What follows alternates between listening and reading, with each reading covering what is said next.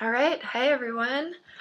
I am coming at you today on the 7th of November for a report about the new moon in Scorpio. And I'm, as usual, in a bit of a rush today, so I hope I can get to all the important stuff.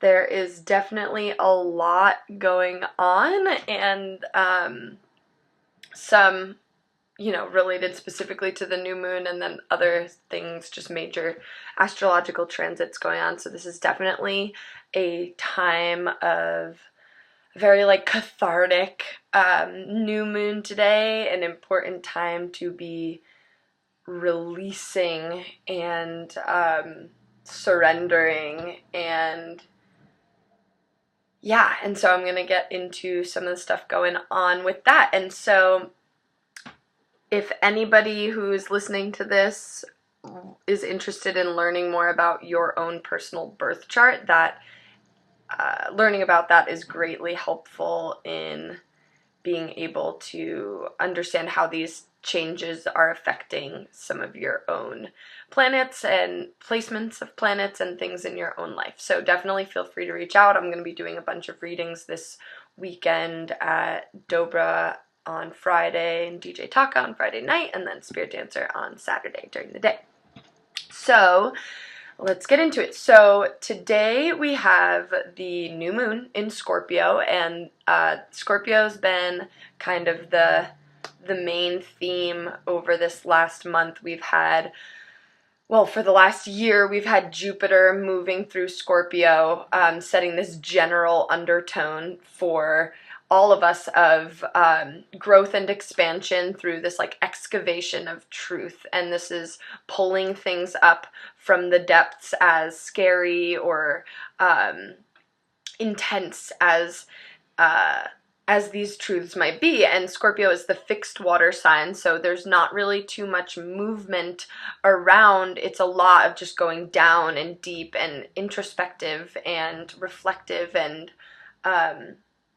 and through relationships, learning and having our shadows sort of highlighted for us. And so that's been a general theme of this whole year. And then in the sort of final degrees of Jupiter moving through Scorpio, we had Mercury moving through Scorpio, we have the Sun still in Scorpio, and then we had this Venus doing its retrograde in Scorpio, and it has now backed out into Libra, and then it will return and move through Scorpio again.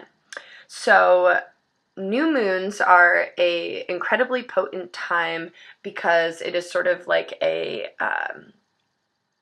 there's just an emphasis on this particular type of energy. We've got both the sun and the moon at the same degree in Scorpio. So we have an opportunity, instead of, a full moon where we have two ends of a spectrum kind of highlighted, and it's this moment of sort of tension and opportunity for growth. New moon is way quieter and is a really potent time to be setting intentions, setting goals, and particularly setting intentions and goals around releasing patterns of behavior. Scorpio can be a lot around sort of obsessive behavioral patterns. It can be a lot around wanting to control and manipulate our surroundings. And so, so we've got this new moon in Scorpio is really a lot around release and this capacity to surrender. Scorpio is about things that we can't control, our subconscious, this underlayer of what our life experiences are like. And so if we have with this Venus that's been going retrograde, it's certainly been very close to home, whereas with the Jupiter retrograde, perhaps we were sort of in this wow, things are fucked up out there in the world. With the Venus retrograde, it's I'm fucked up. I've got this deep-seated, shadowy stuff that I need to work on and process through. And so we've been in that really heavy, water signs are heavy, in this really heavy space for a bit of time. And so perhaps at this moment we're provided with a bit of clarity around whatever that is that we've been going through. If it's like obsessive behavioral patterns, probably with Venus around money, around relationships, and our values sort of deteriorating, and there's this opportunity as we move out into Sagittarius eventually, for this like regrowth. So, or rebirth of, and reconfiguring of values. It's like, what have we learned during this excavation process? And yeah, so along with the new moon, we've got this beautiful trine to Neptune in Pisces, which allows for this to be a pretty like restorative day and bring in this like really gentle, flowing, restorative energy that is Pisces, and Neptune rules Pisces, so it's just this like, I picture it kind of like fluffy pink. It's kind of like Neptune in Pisces, and so yeah, we're given this opportunity to really like expand and get out there and maybe lift out of the heaviness a little bit. Pisces can be sort of like way more like out there, yeah, lift out of the heaviness and get in, align with our sense of, align with source energy. Pisces is, you know, encourages us to remember that we are all holograms, that we are both in a three-dimensional reality and not at the same exact time. So how tapping into that imagery perhaps of just like the galaxy and the universe and these like really big picture things can help us contextualize our very the intensity of our personal suffering here on Earth. So yeah, we're provided with that like that fluff, that sort of like light and fluffy and gentle energy of Neptune today. So we've got that really beautiful thing going on, and then we've got a sextile to Pluto in Capricorn, which is like really gives us this strength and this like sense of authority over our own struggle and our own suffering, and gives us the capacity to say, you know, I'm done. I'm done with this relationship. I'm done with this job. I'm done with this obsessive behavioral pattern. I am consciously choosing to take action to continue to evolve and to heal from what is going on with this. And Pluto in Capricorn gives us this capacity to really step up and be our own authority around that and take concrete steps to make whatever needs to happen.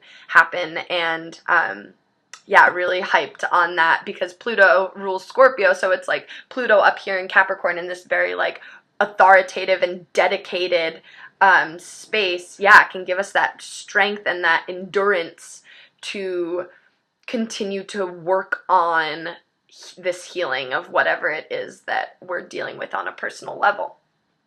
So we've got that going on, and then we have three really enormous shifts that are happening right now. So the first is that yesterday, the north node of the moon, so the north and south nodes of the moon are points at which the moon and the sun completely line up. So this is where, these are the signs in which we will have our eclipses for this upcoming year.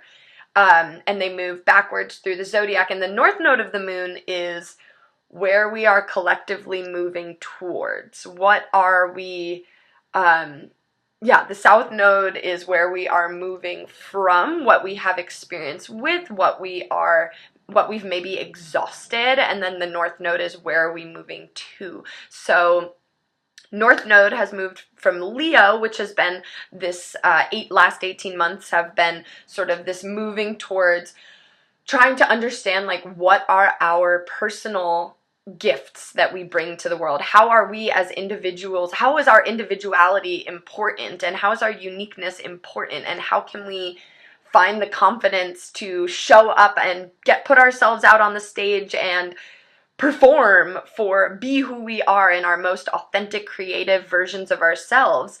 And moving out of Aquarius, which is has this sort of like more disconnected and perhaps like cold perspective on it all, that like the individual isn't important, but the two together, the synthesis of the two, which I think is really the lesson of the nodes, is like how do we it is this ongoing synthesis of Aquarius is seeing the whole picture and knowing that we are all puzzle pieces, and if we are being our most authentic creative versions of ourselves, Leo, then we can all fit together. So that's been kind of this last 18 months. We're now moving into, North Node is moving into Cancer, South Node is in Capricorn. So we're now moving out of this place of Capricorn's incredibly hardworking, needs concrete kind of markers of success. And Cancer, on the other hand, where we're moving into, is this incredibly nourishing, nurturing space, but it's way more intuitive. It's moving from like the patriarch, a more like masculine kind of leader, to the matriarch, or a more feminine kind of type of leader, which is a healer, moving into this space out of needing these like concrete markers of success and to-do lists and blah blah blah blah blah, blah, all this like hard work, and obviously the work will continue. We've got we're gonna have this pile up in Capricorn in like a year that's coming up, so it's going to be a lot of working with the shadow aspects of Capricorn, which is like attachment to the things that we're creating, and ego involved in leadership and that kind of thing. And in Cancer, moving towards this way more like intuitive approach to way more intuitive, emotional approach to life. So how can we, and Cancer is all about vulnerability, like how do we, both Cancer and Leo in their own way, but Cancer is about emotional vulnerability, like what's just below the surface, and how through bringing that out and making that,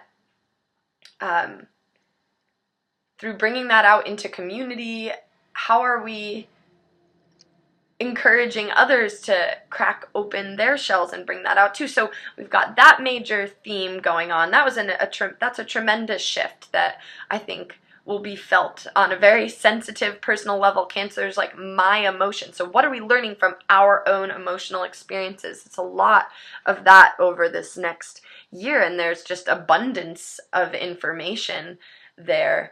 So we've got that going on, and then we have Uranus, which has been retrograde in Taurus, just backed up into Aries, and Uranus and Venus are opposed to each other, and Venus is now in Libra. So there's a lot of like perhaps personal revelation, like drastic, quick, exponentially fast personal growth and change with this Uranus in Aries. It's like a breaking down of some of these stories, these archaic stories that we have about ourselves, and stepping into becoming more free by shedding light on these stories. And then with the Venus in Libra, it's like so much of that is likely coming up through relationships, through this mirroring. Scorpio is mirroring. How are we pulling at, how are we showing each other our shadows? And when we're doing that, are we judging each other for our shadows, or are we there to hold space for continued growth for each other? So with this, with the Venus now retrograde in Libra, there's drastic personal change happening, and how do we balance that with the relationships that we have in our lives? What relationships maybe do not serve us anymore and are not creating that space for us to continue to grow, because we're not perfect, and if we're not giving each other room for our shit to come out, we're gonna just keep suppressing. Scorpio's like, like it can get really murky down there if we're like keeping our shadows down and we're trying to have this sort of like clean and perfect and tidy outer shell. That's just not what's going on for us. So having in Scorpio, it's like this mirroring of each other, so that we can all continue to heal and to say, hey, you know, when you did that, that was not cool. That was not okay with me. Also today, we've got this glorious trine between Venus in Libra and Mars in Aquarius, the air signs. This is an amazing opportunity for communication around things that have maybe not been that have been too murky to kind of like name or sort through, and it's sort of that balancing of that masculine and feminine energy. And yeah, so how do we mirror, you know, over this last few weeks, what has come up for us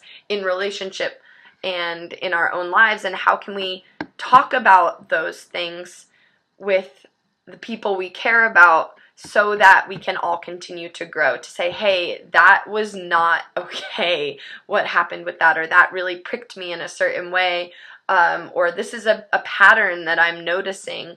How do we create space so we can mirror that for each other and continue to grow? Because we really deeply need each other to see these, to stir that stuff up in ourselves.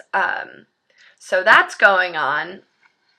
And then we have tomorrow, Jupiter is moving out of Sagittarius. So today is like a super potent day if there's any time you can create for yourself to do some journaling, meditating, reflecting about what's been coming up over the last few weeks. It is going to be super powerful in terms of tying up loose ends with all of this Scorpio energy. We've still got, you know, the sun moving through Scorpio for a bit longer and then Venus coming back through Scorpio. But with Jupiter now moving into Sagittarius, which is its home sign, there is this like explosive, triumphant, it's like out of the depths of Scorpio, you know, the fixed deep abyss, into Sagittarius mutable fire. So this capacity for change and to not be so bogged, to be able to see all of this truth for what it is, whatever's come up, and then to continue to grow and change and expand. And Sagittarius is the archer. It's like, where are we pointing our arrow? And Sagittarius is so much about hope and optimism and growth and change through experiencing new things, through travel, through exploring.